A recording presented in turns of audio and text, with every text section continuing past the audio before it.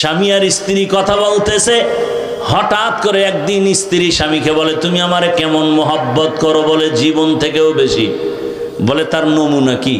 বলে তুমি যা চাইবা তাই দিব, তুমি আমার জীবন, তুমি আমার মরণ।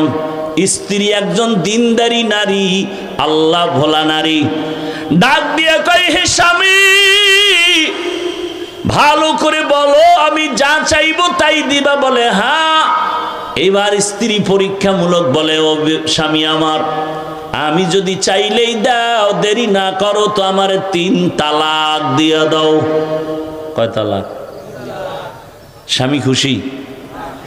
স্বামী বলে, এটা তো দেওয়ার জন্য বলি না। বলে ওয়াদা করছো, যা চাইবো তাই দিবা, দাও, তালাক দাও। দুইজনের ভেতরে মৃদু তর্ক শুরু হয়ে গেল। সমাধানের জন্য জামানার নবীর দরবারে রওনা। রাস্তার মাঝে যাইয়া হঠাৎ স্বামী বেচারা রাস্তায় পড়ে গিয়া পা ভেঙে গেছে। নুজহাতুল মাজালিসের মধ্যে ধৈর্যের বয়ানে ঘটনা আছে। ওই আল্লাহর বান্দা যখনই পা ভেঙ্গে চিৎকার শুরু করে, আল্লাহ তুমি আমারে মুসিবত থেকে বাঁচাও। স্ত্রী হাতটা ধইরা বলে, নবীর দরবারে যাব না, বাড়ি লও। বাড়িতে যাইয়া স্ত্রী ডাক দিয়া কয়, স্বামী, আমি যে তালাক চাইছিলাম সে কথা উড্ড করে নিলাম, তালাক লাগবে না। স্বামী বলে, বিবি চাইলা কেন, আবার চাওয়ার পরে ফিরাইয়া নিলা কেন? এবার বিবি ডাক দিয়া কয়, স্বামী আমার, তুমি কি রাসূলের হাদিস শুনো নাই? রহমতের নবী বলছেন, মাইয়ুরিদিল্লাহু বিহি খাইরান ইউসিব মিন, আল্লাহ যারে বেশি আদর করে, মোহাব্বত করে, তারে মুসিবতের পরীক্ষা নেয়। আমি আমার বাবার ঘর মায়া ছাড়িয়া তোমার সংসারে আসছি খেদমত করার জন্য। এত বছর তোমার সংসার করলাম, একটা দিন কোনো মুসিবত দেখলাম না, কোনো কান্না নাই, হা হুতাশ নাই।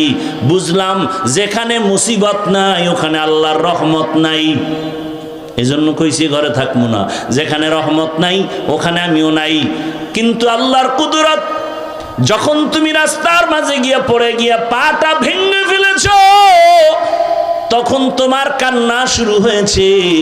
মুসিবত এসে গেছে। মুসিবত যেখানে আছে রহমতও সেখানে আছে, আমিও সেখানে আছি। এ কারণে তালাক চাইয়া আবার ফিরায় নিয়েছি। আর আমরা সামান্য একটু মুসিবতে পড়লে আল্লাহরে শুদ্ধা গালি দেয়, আছে না নাই? আল্লাহ হেদায়েতের দৌলত দান করেন। আল্লাহ বলেন, আমি পরীক্ষার হলে পাঠাইছি, পরীক্ষা করিয়া তোমার ইমানটা তাজা করব, যাচাই করব। আল্লাহর কাছে সাহায্য চাওয়ার জন্য 2 জিনিস লাগবে, ধৈর্য আর নামাজ। আমাদের ধৈর্য নাই, নামাজও নাই, এ কারণে সাহায্য চাইও আমরা পাই না।